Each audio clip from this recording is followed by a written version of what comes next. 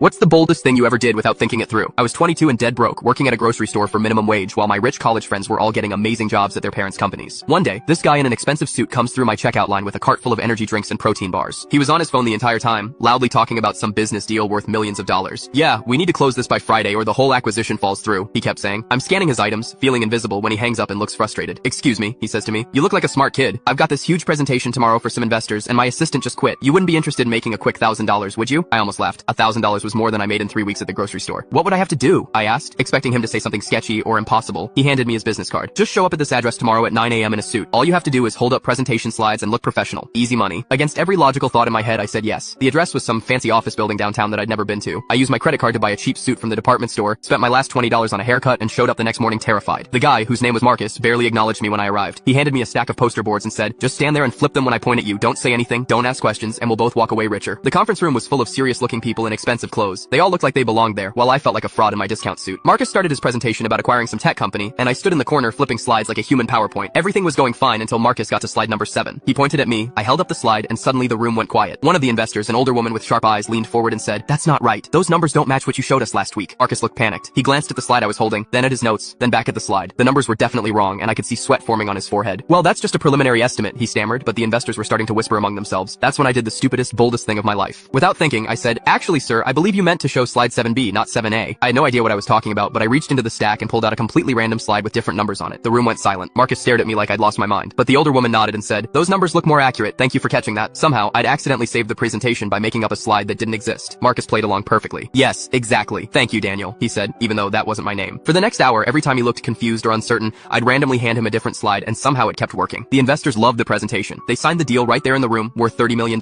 As everyone was shaking hands and celebrating, Marcus pulled me aside. "I don't know what just happened, but you just saved my company. That wasn't even my presentation. I grabbed the wrong folder this morning." Turns out Marcus had been so stressed about his assistant quitting that he'd brought completely outdated materials to the most important meeting of his career. My random slide flipping had somehow covered up his mistake and made him look prepared and professional. "How did you know which slides to show?" he asked me. I looked him straight in the eye and said, "Lucky guesses." He laughed and handed me an envelope with $5,000 instead of the promised $1,000. But the best part came next. "You've got good instincts under pressure," he said. "How would you feel about being my new assistant? Real salary, benefits, the whole package." I quit my grocery store job that afternoon. 3 years later, I'm the operations manager at Marcus's company, making more money than I ever dreamed of. And Marcus still tells the story at company parties about the grocery store clerk who saved a $30 million deal by pretending to know what he was doing. The funniest part is that I still have no idea what those slides actually said. I was just too nervous to read them properly and kept grabbing random ones from the stack.